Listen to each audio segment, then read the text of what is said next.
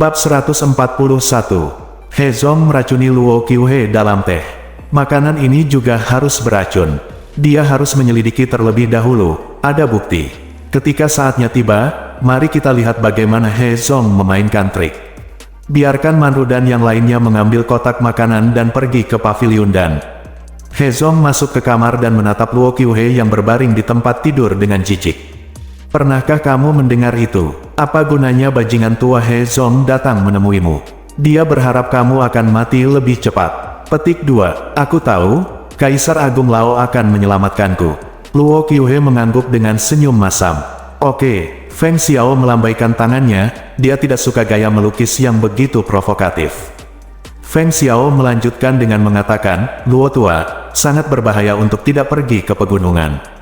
Saya mendengar banyak murid mengatakan bahwa beberapa orang telah ditangkap dan diinterogasi. Anda sebaiknya segera mengakhiri pelatihan Anda dan membiarkan mereka semua kembali. Petik 2, sangat serius. Kamu tidak melihat berita tentang kelahiran harta karun yang aneh. Tetapi orang-orang itu tidak dapat menemukan harta karun yang aneh itu. Menurutmu apa yang akan mereka lakukan? Begitu mereka melakukannya, bibit kecil di Tianzong Yuan tidak cukup untuk mereka bunuh, kata Feng Ol. Mendengar ini, Luo Qiuhe mengangguk dengan tergesa-gesa. Segera memutuskan apakah akan mengirimkan pesanan untuk pergi ke gunung, dan segera mengakhiri pengalaman tersebut. Biarkan semua murid kembali. Feng Xiao puas. Sekarang Anda tidak perlu menunggu terlalu lama. Merpati terbang menyampaikan surat, dan jika Anda tidak pergi ke pegunungan, Anda akan segera menerima berita. Setelah pengalaman berakhir lebih awal, para murid Tianzong Yuan tidak puas. Sudah terlambat bagi mereka untuk bersemangat. Segera nyalakan kembang api Tianzongling, dan beritahu para murid yang masih berada di bagian lain Gunung Buxiang untuk segera berkumpul di luar. Jun Jiu dan yang lainnya melihat kembang api, dan Jun Yunsui juga melihat mereka. Jun Jiu berkata, Tianzong Yuan memanggil murid-muridnya untuk berkumpul di luar. Itu berarti menghentikan pelatihan. Apakah kamu sudah memiliki cukup inti binatang buas? Dapat mengambil tempat pertama. Yun Qiao menepuk saku melotot di pinggangnya, senyumnya tampan dan lembut. Ada cit curang bernama Bis Yingxiang, dan mereka memiliki inti binatang yang tak terhitung jumlahnya. Siapa yang bisa dibandingkan dengan mereka?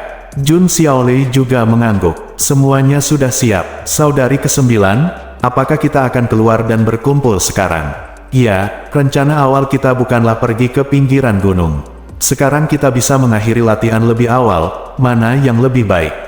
Ayo, oke. Jun Yunsui juga melihat kembang api, dan dia menatap kembang api perban di kakinya tampak kusam dan tidak jelas.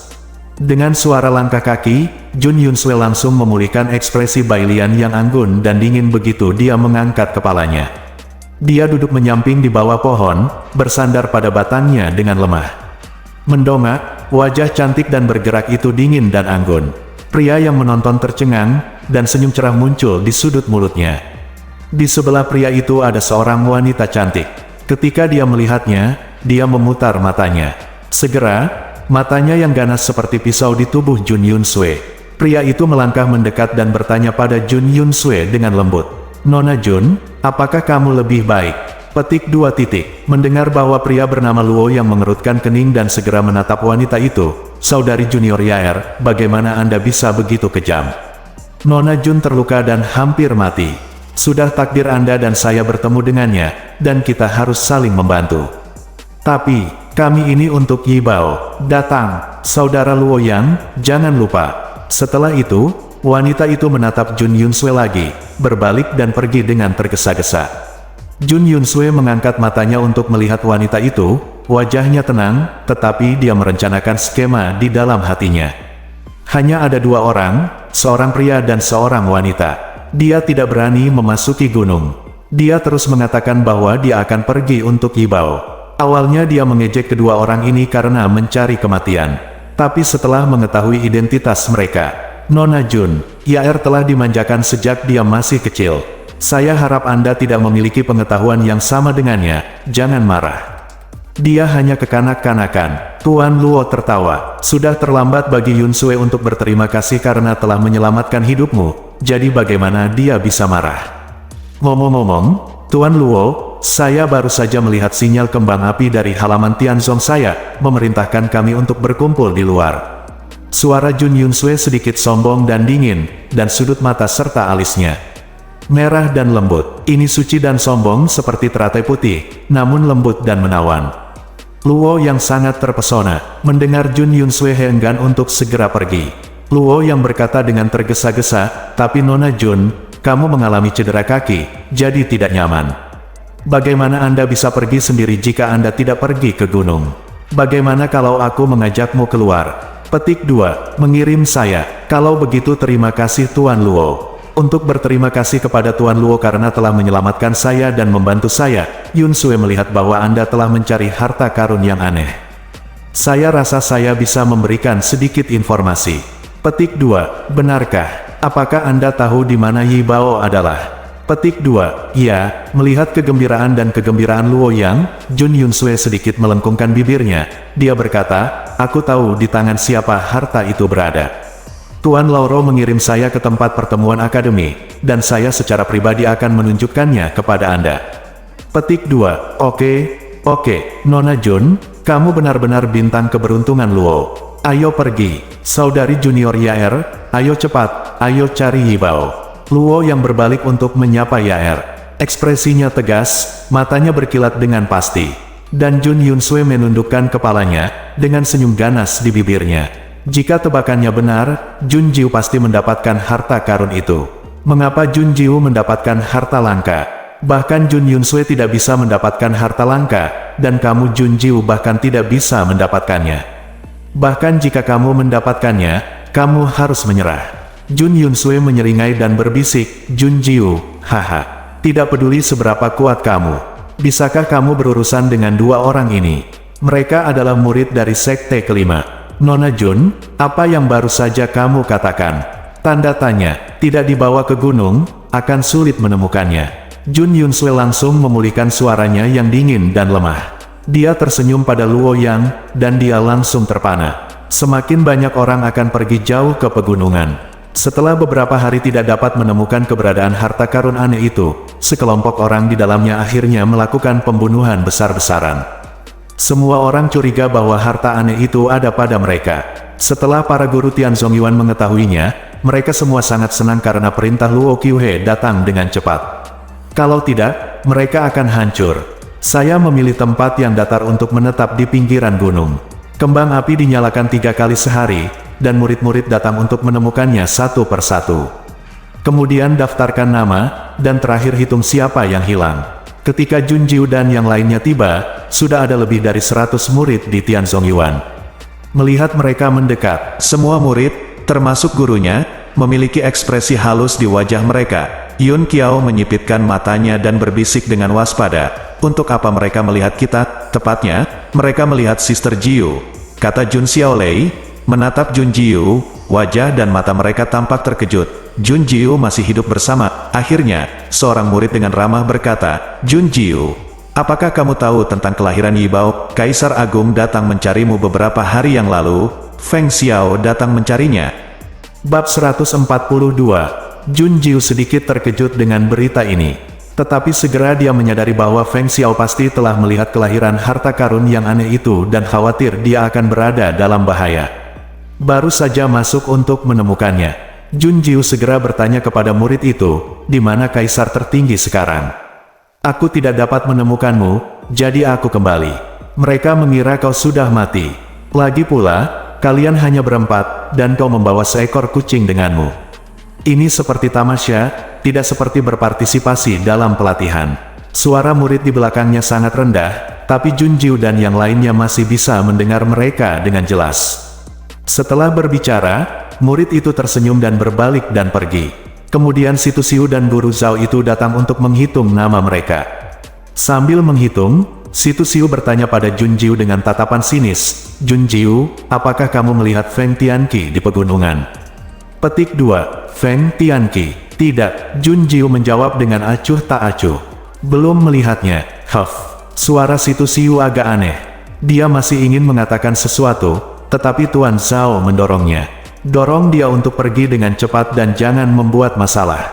Kemudian Jun Jiu dan yang lainnya mendengar gosip para murid. Rekan satu tim Feng Tianqi semuanya terbunuh di Gunung Buxiang. Dan Feng Tianqi sendiri dibawa, dan dikirim langsung ke istana kerajaan Tianzong. Adapun cedera Feng Tianqi, tidak ada yang tahu kecuali Situ Xiu dan Tuan Zhao. Para pemburu itu juga dibawa pergi oleh penjaga istana yang tersembunyi. Mari kita bicara tentang Hong Ying. Tangannya dipotong, dan dia menjadi orang gila, tidak bisa berbicara. Meskipun dia sekarang dikirim kembali ke Tianzong Yuan lebih cepat dari jadwal, Hong Ying yang jelas akan didiskualifikasi dan dikeluarkan oleh Tianzong Yuan. Orang gila tanpa tangan, Tianzong Yuan tidak akan menahannya. Mereka yang bersimpati lebih banyak berbicara tentang siapa yang ditemui Feng Tianqi dan Hong Ying. Dibunuh seperti ini, Jun Jiu. Gusong memiringkan kepalanya dan menatapnya. Jun Jiu memeluk Xiao Wu, satu orang dan satu kucing menatapnya secara bersamaan. Gambar ini sama sekali tidak lucu, karena kucing dan pemiliknya kejam. Saya tidak berani memikirkan Meng sama sekali. Gusong menggosok hidungnya dan berkata, saya baru saja mendengar seorang murid mengatakan bahwa inti binatang akan dihitung pada sore hari. Kemudian saya akan pergi hari ini dan langsung kembali ke Tianzong Yuan. Pergi hari ini, Jun Jiu mengerutkan kening. Apa kali ini terlalu terburu-buru? Melihat sekeliling, hanya ada lebih dari 100 murid di sini. Ketika mereka datang, ada lebih dari 300 orang. Yun Qiao juga berkata, karena kita tidak akan pergi ke gunung untuk bertarung. Guru khawatir pertempuran akan mempengaruhi kita, jadi dia akan pergi hari ini. Murid-murid yang tidak bergegas akan meninggalkan dua guru di sini untuk menunggu mereka.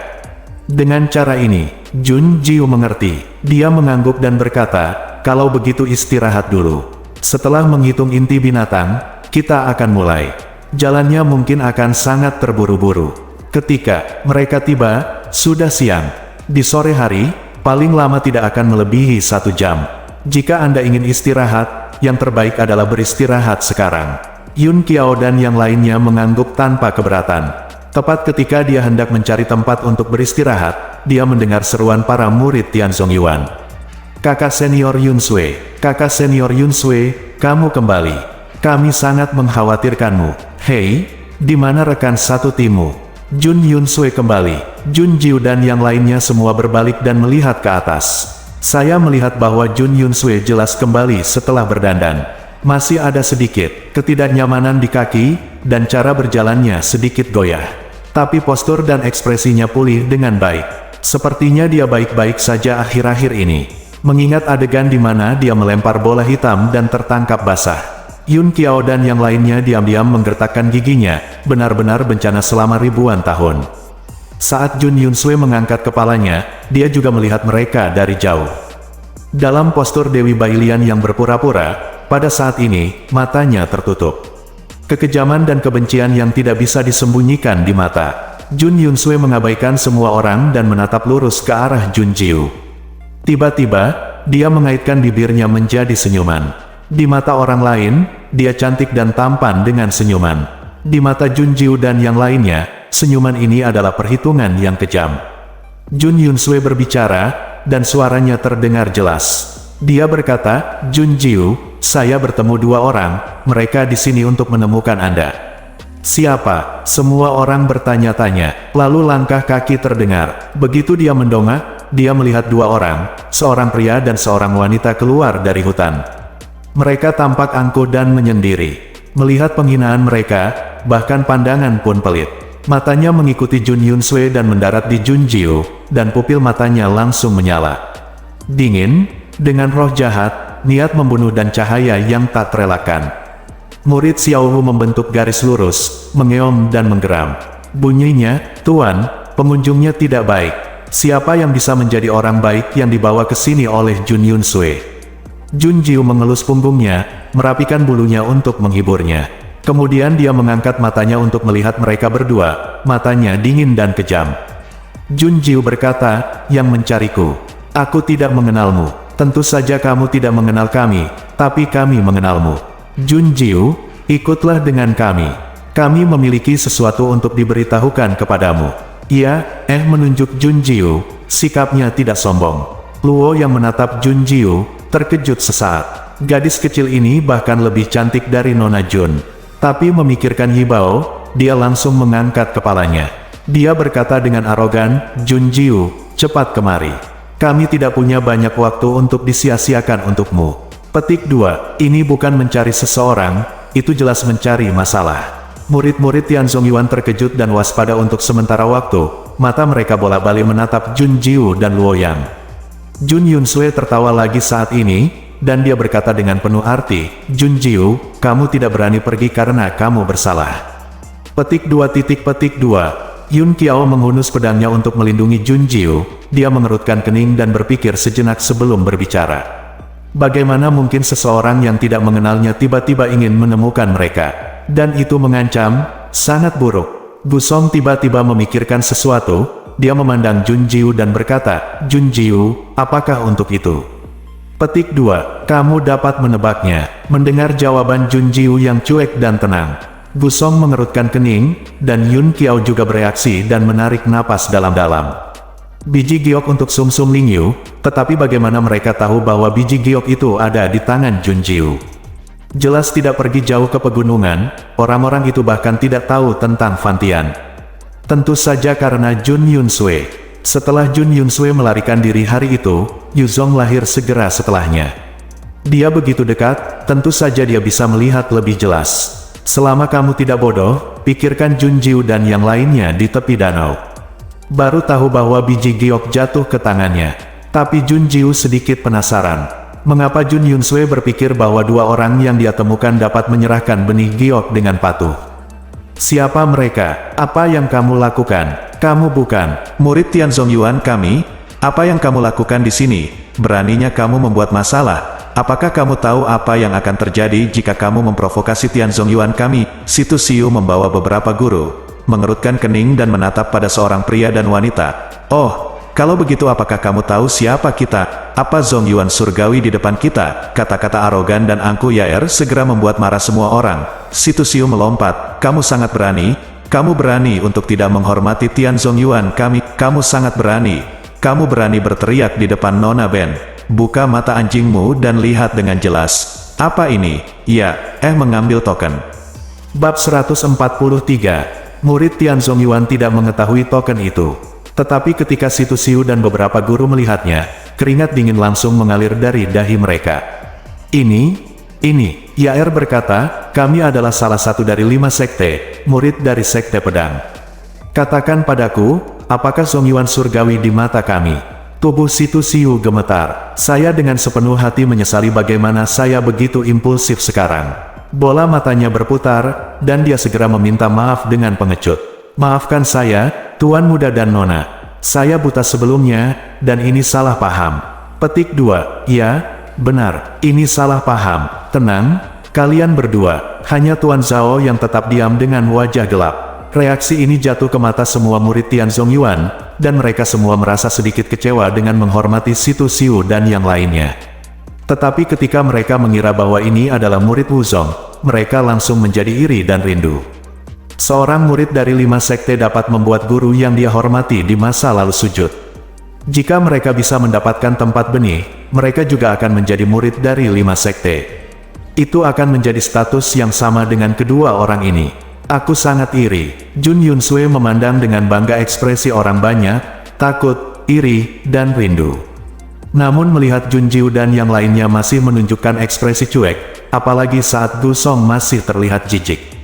Ekspresi wajah Jun Yunsue sedikit terdistorsi. "Apakah Anda masih tidak takut bertemu dengan murid-murid dari 5 sekte? Itu pasti palsu. Jun Jiu, biarkan aku melihat berapa lama kamu bisa berpura-pura." Jun Yunsue segera menoleh ke Situ Siu dan berkata, "Guru Situ, kedua murid dari sekte pedang dari 5 sekte ini ingin berbicara dengan Jun Jiu sendirian. Bagaimana menurutmu?" Situ Siu segera mengerti. Dia segera menoleh, menatap tajam ke arah Jun Jiu dan mendesaknya. "Jun Jiu, apa yang masih kamu lakukan dalam keadaan linglung? Tidakkah kamu melihat bahwa dua tuan dan nona muda ini sedang mencarimu? Apakah kamu tidak dapat berjalan dengan kaki patah?" Mata Jun Jiu menyapunya dengan dingin, dan Situ Siu tiba-tiba menjadi ketakutan cu. Bayangan yang ditinggalkan Jun Jiu padanya tidaklah kecil. Tapi setelah memikirkannya sejenak, ada 2 murid dari 5 sekte di sini. Bukannya dia mencari Jun Jiu. Segera, dia menegakkan punggungnya dan menjadi sombong lagi. Situ Siu berteriak, Junjiu, apakah kamu tidak mengerti ucapan manusia? Jika kamu membuang waktu dari dua tuan muda dan nona muda, percaya atau tidak, aku akan kembali dan mencatatmu. Berisik, kata Junjiu. Wajah Situ Siu langsung memucat. Junjiu berani memanggilnya berisik. Dia hendak berbicara, tetapi Junjiu mengambil langkah di depannya dan memblokir semua kata-katanya di tenggorokannya. Saya melihat Junjiu menatap Luoyang dan Yaer dengan acuh tak acuh dan tenang, dengan senyum menghina di sudut mulutnya. Junjiu berkata, di mana kamu ingin berbicara denganku? Hahaha, Junjiu benar-benar ketakutan, bukan? Sekarang dia harus menunjukkan ketenangan. Jun Yunsue berpikir begitu. Yun Qiao dan Gu Song ingin mengatakan sesuatu. Tapi melihat Junjiu, dia tetap diam. Mereka dipimpin oleh Junjiu dan percaya tanpa syarat. Tapi masih sulit untuk menyembunyikan kekhawatiran di hatiku. Kedua 5 murid sekte ini datang dengan niat buruk. Yaer mengerutkan kening, dia menatap Luoyang untuk mencari ide. Luoyang menatap lurus ke arah Junjiu dan mencibir. Ayo pergi ke hutan, kami membutuhkan tempat yang tenang di mana tidak ada yang akan mengganggumu. Selamat mengobrol. Pengucapan 4 kata terakhir sengaja ditekankan. Ya, kalian berdua, jangan khawatir. Tidak ada yang akan mengganggu kalian. Aku pasti akan mengawasi murid-murid ini. Situ Siu menyanjung, tidak tahu malu, dan hampir berlutut untuk mencium sepatu bot Luoyang. Luoyang meliriknya, penuh penghinaan. Fu menatap Junjiu lagi, dan mencibir. Junjiu, lebih baik kamu cepat. Ayo cepat, Anda tidak bisa membuang-buang waktu kami. Petik 2, benar. Setelah Yaer selesai berbicara, dia mengikuti Luoyang dan berbalik ke dalam hutan. Junjiu menatap mereka dengan dingin, dengan senyum dari beberapa arti yang tidak diketahui di sudut mulutnya. Itu membuat orang merasa sedikit kabur, tetapi juga sedikit bingung. Tak satu pun dari mereka iri pada Junjiu, selama siapapun yang tidak buta dapat melihat bahwa Luoyang dan Yaer datang ke Junjiu dengan niat buruk. Ketika Junjiu akan sial, mereka ingin tahu bagaimana Junjiu menyinggung salah satu dari 5 pedang murid Zong. Kenapa dia tidak takut sama sekali? Meremas ujung ekor Xiao Wu, Junjiu melihat ke samping ke arah Yun Qiao dan mereka bertiga. Dia memerintahkan, tunggu saja di sini. Tapi Nona Jun, bisakah kamu pergi sendiri? Petik 2, sudut mulut Junjiu sedikit melengkung, dan suaranya sedikit tersenyum, tidak percaya padaku. Petik 2, ketiganya berkata serempak, tentu saja aku percaya. Petik 2, kalau begitu tunggu di sini. Saya akan segera kembali. Anda dapat menyiapkan inti binatang terlebih dahulu, dan langsung ke statistik. Setelah Junjiu selesai berbicara, dia menarik pandangannya dan berjalan lebih dekat ke hutan. Melihat dia pergi, semua murid Tian Zong Yuan terbakar. Banyak murid mengelilingi Jun Yunsue dengan rasa ingin tahu, dan dengan iri bertanya bagaimana dia mengetahui 5 sekte murid. Jun Yunsue hanya menjawab beberapa kata asal saja, matanya terus menatap hutan. Dia tahu apa yang akan dilakukan Luoyang dan Yaer. Jadi dia ingin melihatnya dengan matanya sendiri. Selama Junjiu punya sedikit ketidaktaatan, pasti akan ada perkelahian. Bagaimana Junjiu bisa mengalahkan murid-murid 5 sekte? Jika Luoyang dan yang lainnya membunuhnya, maka dia bisa merasa lega saat melihatnya dengan matanya sendiri. Jika dia hanya menyakiti dia dan pergi dengan harta karun itu, lalu dia akan naik, buat pedang. Jun Yunsue sangat puas dengan ide di hatinya.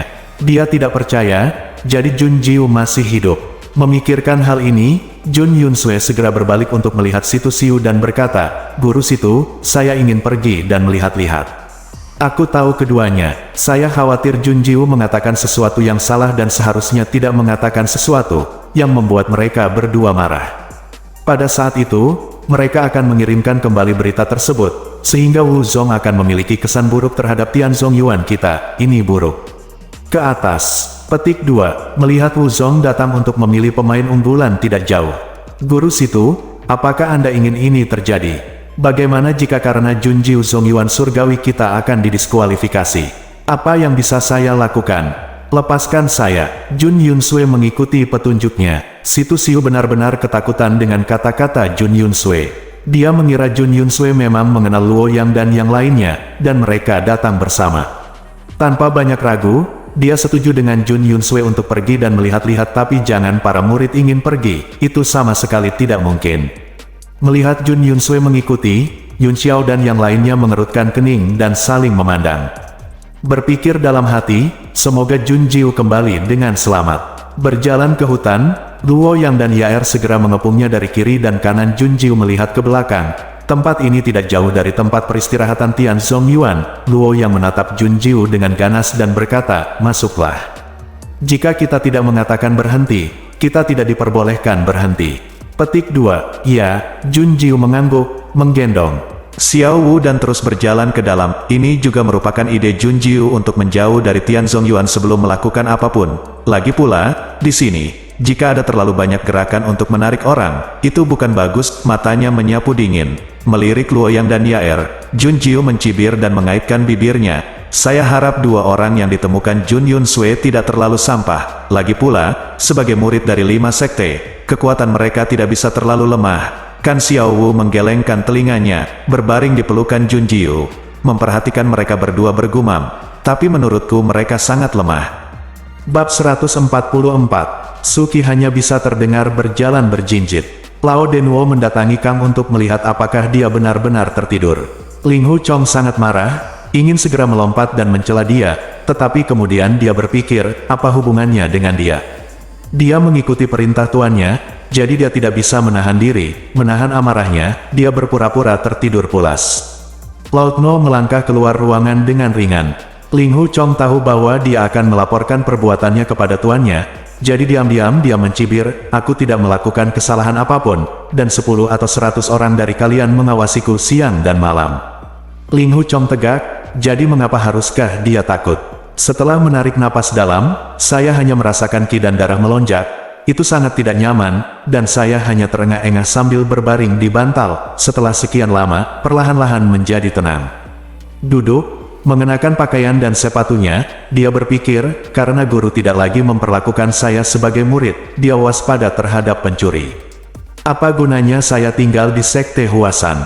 Mengapa saya tidak pergi saja di masa depan? Tuan akan mengerti saya tidak peduli jika Anda tidak mengerti, biarkan dia melakukan segalanya. Pada saat ini, seseorang di luar jendela berbisik, tahan dan jangan bergerak. Yang lain berbisik, seperti kakak laki-laki yang bangun dan turun ke tanah. Keduanya suaranya sangat rendah, tetapi pada saat malam dan kesunyian malam ini, telinga Ling Hu Chong begitu baik sehingga dia bisa mendengar dengan jelas. Dia mengenali dua junior muda, yang jelas terbaring di halaman, mencegahnya melarikan diri. Ling Hu Chong mengepalkan tangannya dengan kedua tangan, hanya mencubit persendiannya dan berkata pada dirinya sendiri, jika aku pergi sekarang, aku akan terlihat bersalah. Bagus, aku tidak akan pergi, dan kau bisa berurusan denganku sesukamu. Tiba-tiba berteriak, pelayan toko, bawakan anggurnya. Setelah lama menelepon, pelayan akhirnya setuju untuk membawakan anggur. Ling Hu Chong mabuk berat hingga pingsan. Keesokan paginya, Lao Denwo membantunya masuk ke dalam gerobak dan berteriak, bawakan anggurnya, saya ingin meminumnya. Beberapa hari kemudian, Huasan mengirim orang ke Loyang dan menginap di sebuah hotel besar. Lin Pingzi pergi ke rumah kakeknya sendirian. Yue Bukun dan yang lainnya berganti pakaian bersih. Ling Hu Chong tidak mengganti gaun berlumpur yang dikenakannya sejak pertempuran malam di luar kuil Yaowang hari itu, dan hari ini dia masih berlumuran kotoran, dengan mata mabuk. Yue Lingshan mengambil jubah panjang, berjalan ke arahnya, dan berkata, Guru, bisakah Anda mengganti jubah ini? Ling Hu Chong berkata, mengapa Anda mengenakan jubah guru untuk saya? Yue Lingshan berkata, nanti Xiao Linzi mengundang kami untuk pergi ke rumahnya, dan kamu bisa berganti pakaian dengan jubah ayah. Ling Hu Chong berkata, apakah kamu harus memakai pakaian yang indah ketika kamu pergi ke rumahnya?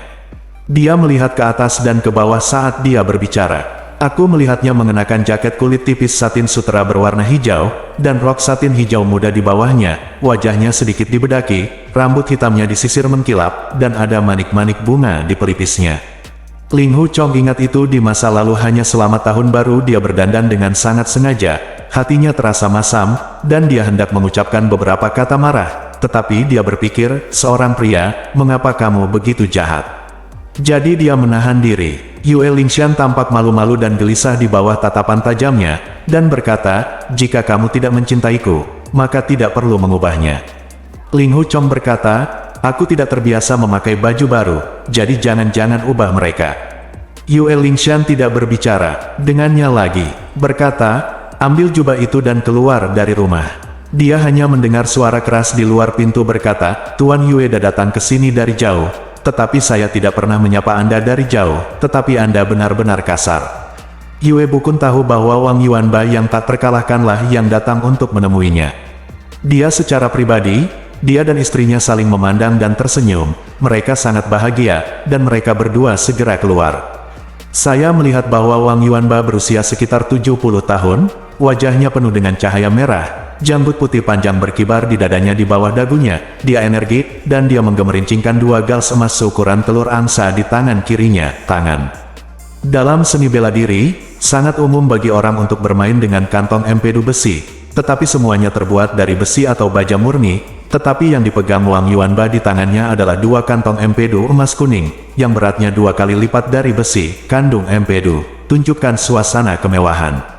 Ketika dia melihat Yue Bukun, dia tertawa keras dan berkata, "Senang bertemu denganmu, senang bertemu denganmu." Kepala Yueda terkenal di dunia seni bela diri, dan lelaki tua kecil itu merindukannya setiap hari selama lebih dari 10 tahun. Ketika dia datang ke loyang hari ini, dia benar-benar seorang seniman bela diri di Zhongshu. Ini adalah kegembiraan yang luar biasa. Dia memegang tangan kanan Yue Bukun dan menjabatnya berulang kali, kegembiraannya sangat tulus. Yue Bukun berkata sambil tersenyum, "Yang mulia dan saya membawa murid-murid saya untuk bepergian dan mengunjungi teman-teman untuk menambah pengetahuan saya. Orang pertama yang ingin saya kunjungi adalah Tuan Pahlawan Zhongshu dan Raja Pedang Emas yang tak terkalahkan.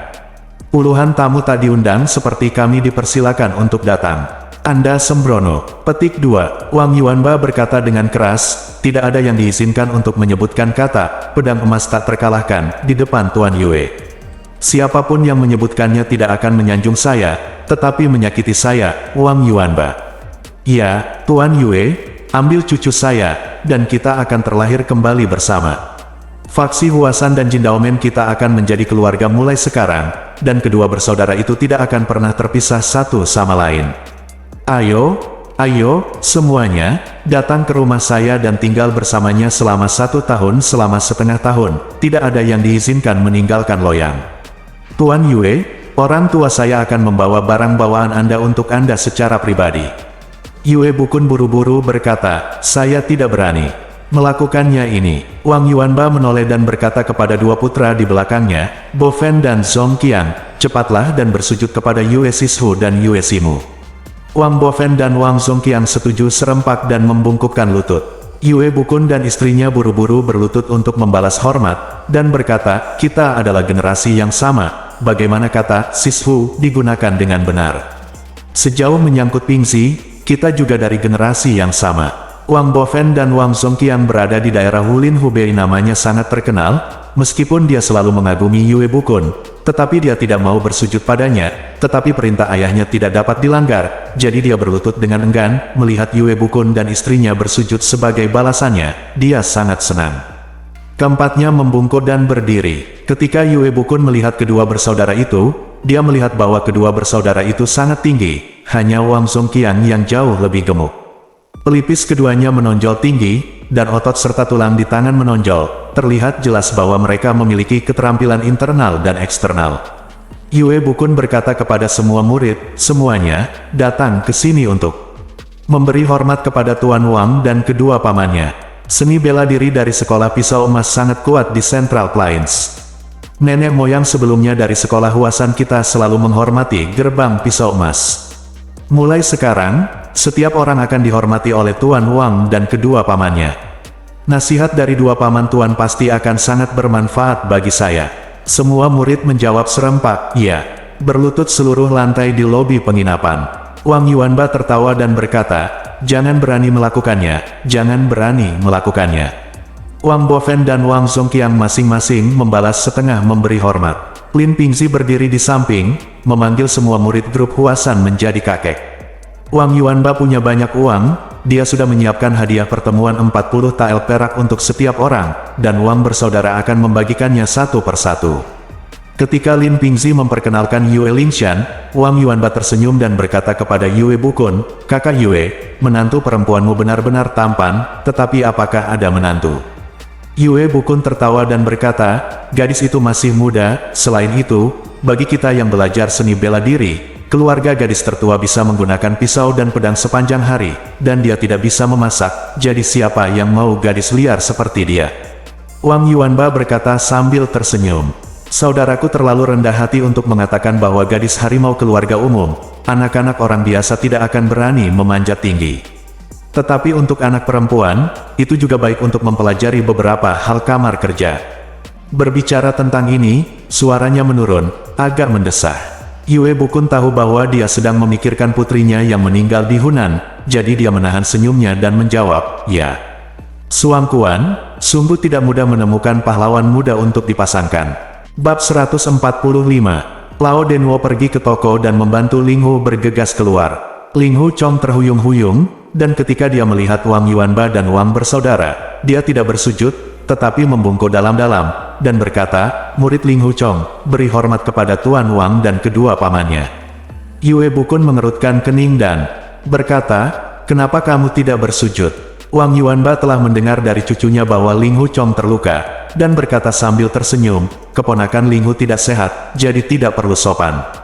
"Kakak Yue, kamu adalah nomor satu dalam kekuatan internal sekolah Huasan dan sekolah pedang Wu Yue, dan kamu pasti memiliki kapasitas minum yang luar biasa. Ayo, aku akan minum 10 mangkuk bersamamu." Kemudian dia menggandeng tangan Yue Bukun dan berjalan keluar dari penginapan. Nyonya Yue, Wang Bofen, Wang Zongqiang dan semua murid dari Huasan mengikuti di belakang. Begitu keluar dari toko, kendaraan dan tunggangan di luar sudah disiapkan. Kerabat perempuan mengendarai kereta, sedangkan penumpang laki-laki menunggang kuda. Gerbongnya didekorasi dengan mewah, dan pelana serta kekang binatangnya khas. Itu kurang dari 1 jam sejak Lin Pingzi pergi untuk melaporkan berita ke penginapan Wang Yuanba untuk menyambut para tamu. Dengan tergesa-gesa, kereta dan kuda sudah siap. Ini saja menunjukkan kekuatan keluarga pedang emas Wang di Loyang. Ketika saya tiba di rumah Wang, saya melihat sebuah rumah tinggi dengan gerbang berpernis vermilion dan 2 cincin tembaga besar di gerbang, yang dipoles hingga bersinar terang. 8 pria kuat menunggu di luar gerbang dengan tangan tertunduk. Segera setelah saya memasuki gerbang, saya melihat sebuah plakat hitam besar yang dipernis tergantung di balok, dengan 4 huruf emas bertuliskan, "Berani untuk kebenaran," tertulis di atasnya, dan tulisan di atasnya adalah Gubernur Provinsi Henan. Malam ini Wang Yuanba mengatur perjamuan besar untuk guru dan murid Yue Bukun, tidak hanya mengundang orang-orang terkenal di seni bela diri Loyang untuk menemaninya, tetapi juga banyak bangsawan, selebritas, dan pengusaha kaya di antara para tamu. Ling Hu Chong adalah murid utama sekolah Huasan, di antara tamu laki-laki dari jauh, kecuali Yue Bukun, dia adalah yang tertua. Melihat pakaiannya yang compang camping dan ekspresi lesu, semua orang diam-diam bertanya-tanya. Tetapi dalam seni bela diri ada banyak orang unik dan aneh. Para pemimpin klan pengemis semuanya berpakaian compang camping. Semua tamu berpikir bahwa orang ini adalah pemimpin sekolah Huasan. Dia sangat tidak biasa, jadi mereka semua memperlakukannya dengan sangat sopan. Ling Hu Chong duduk di kursi kedua, didampingi oleh Wang Bofen sebagai pembawa acara. Setelah minum selama 3 putaran, Wang Bofen melihat ekspresinya yang acuh tak acuh, mengajukan 3 pertanyaan kepadanya, dan seringkali hanya menjawab 1, jelas menghina bosnya, dan ingat bahwa di penginapan, pria ini tidak pernah bersujud kepada ayah dan putranya. Hadiah pertemuan 40 tael perak diterima dengan jujur dan tanpa basa-basi, jadi dia tidak bisa menahan amarahnya secara diam-diam, dan ketika dia berbicara tentang seni bela diri, dia membuat komentar tidak langsung dan menanyakan beberapa pertanyaan untuk nasihat. Ling Hu Chong hanya menjawab tidak, dan tidak menjawab sama sekali. Bukannya dia memiliki perasaan tidak enak terhadap Wang Bofen, tetapi melihat bahwa keluarga Wang begitu boros, dibandingkan dengan dia, anak laki-laki yang malang, dia benar-benar surga dan neraka. Ketika Lin Pingzi tiba di rumah kakeknya, dia langsung berganti menjadi jubah brokatsu. Dia awalnya tampan, tetapi cara memakainya membuatnya terlihat lebih kaya dan elegan, sekaya batu giok. Ketika Ling Hu Chong melihatnya, mau tidak mau dia merasa malu. dan berpikir, jangan katakan bahwa adik perempuanku telah jatuh cinta padanya sejak dia berada di gunung. Meskipun dia selalu memperlakukanku seperti dulu, dan ikuti aku, pria malang, apa yang akan dia lakukan selama sisa hidupnya? Jantungnya bolak-balik, semua melilit tubuh Yue Lingshan, tidak peduli apa yang dikatakan Wang Bofen kepadanya, dia secara alami mengabaikannya. Wang Bofen berada di daerah Wulin di Zhongzhou, dan semua orang takut padanya, tetapi malam ini dia bertemu dengan Ling Hu Chong, seorang pemuda, beberapa kali menurut temperamennya yang biasa, dia akan mengalami kejang sejak lama, tetapi dia hanya memikirkan tentang almarhum suster. Kedua kalinya saya melihat ayah saya menghormati sekolah Huasan, saya menahan amarah saya dan bersulam untuk Ling Hu Chong satu demi satu. Gelas Ling Hu Chong sudah kering, dan dia telah meminum sekitar 40 gelas sebelum dia menyadarinya.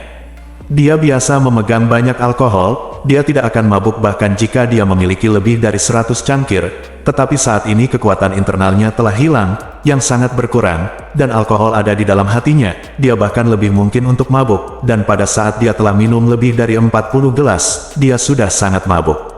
Paman Wang berpikir dalam hati, kamu terlalu tidak canggih. Keponakanku adalah adik laki-lakimu, jadi kamu harus memanggilku Sishu atau Sishu. Jika kamu tidak mengatakan apa-apa, tidak apa-apa, abaikan saja aku. Kamu siapa aku, Wang Bofen? Baiklah, aku membuatmu mabuk hari ini dan membuatmu membodohi dirimu sendiri di depan semua orang. Melihat Ling Hu Chong mabuk dan mabuk, Wang Bofen berkata sambil tersenyum, kakak Ling Hu, murid pertama Huasan, itu benar-benar pemuda yang pahlawan, dengan keterampilan seni bela diri yang tinggi dan kapasitas alkohol yang tinggi. Ayo, seseorang, taruh mangkuk besar dan tuangkan anggur untuk Tuan Ling Hu. Keluarga Wang setuju dengan keras, dan datang untuk menuangkan anggur. Sepanjang hidup Ling Hu Chong, dia tidak pernah menolak dituang arak untuknya. Setelah mangkuknya kering, dia meminum 5 atau 6 mangkuk lagi. Semua orang di meja yang sama berkata, pahlawan muda Ling Hu sedang mabuk. Minumlah secangkir teh panas untuk menenangkan diri. Wang Bofen tertawa dan berkata, bagaimana seorang murid dari kepala sekolah Huasan bisa mabuk dengan begitu mudah?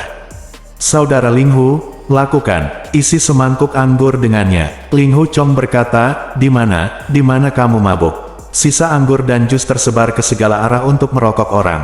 Orang-orang di meja yang sama lari ketakutan, tetapi Wang Bofen tidak bisa menahan cibiran.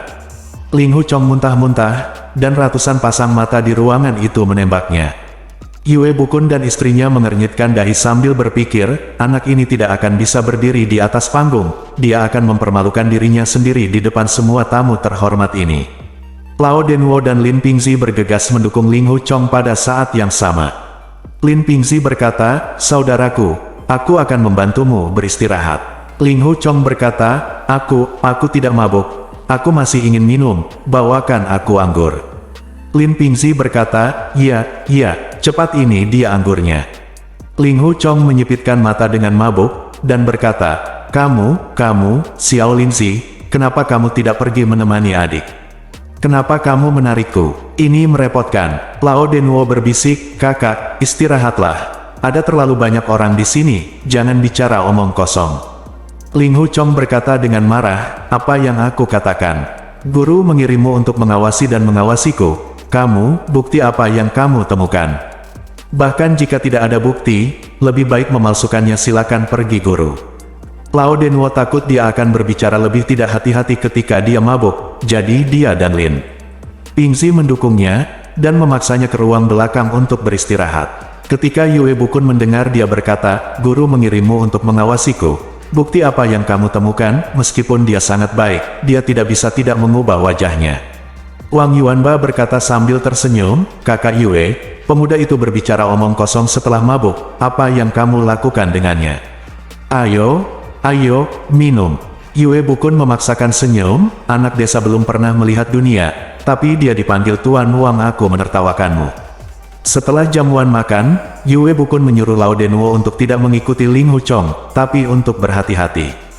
Malam itu, Wang Yuanba memanggil kedua putranya, menutup pintu ruang kerja, dan berbicara dengan Yue Bukun dan istrinya tentang bagaimana biro pengawal Fuwei digerebek oleh faksi Qing Cheng, putri dan menantunya dibunuh oleh Yu Changhai dan Mu Gaofeng, dan bagaimana membalaskan dendam mereka di masa depan. Yue Bukun berkata belak-belakan, golongan King Cheng memiliki banyak orang, dan ada perselisihan di dalam golongan pedang Wu Yue. Tidak mungkin menang jika mereka memulai pertengkaran saat ini. Jika ada kebutuhan untuk berkontribusi, masa depan, faksi Huasan wajib melakukannya. Wang Yuanba dan putranya serta Lin Pingzi berterima kasih kepada Yue Bukun dan istrinya, dan kedua keluarga itu berbicara sampai larut malam sebelum mereka putus. Ling Hu Chong sangat mabuk sampai keesokan harinya dia tidak bangun, dia tidak ingat apa yang dia katakan tadi malam. Saya hanya merasakan sakit kepala yang membelah, dan melihat bahwa saya sedang tidur sendirian di kamar, dan tempat tidurnya sangat bersih. Dia berjalan keluar ruangan, tetapi tidak ada junior di sana, dan ketika dia bertanya kepada para pelayan, ternyata dia sedang mendiskusikan seni bela diri dengan keponakan dan murid keluarga Wang dari Jindaomen di ruang kuliah seni bela diri di kembali.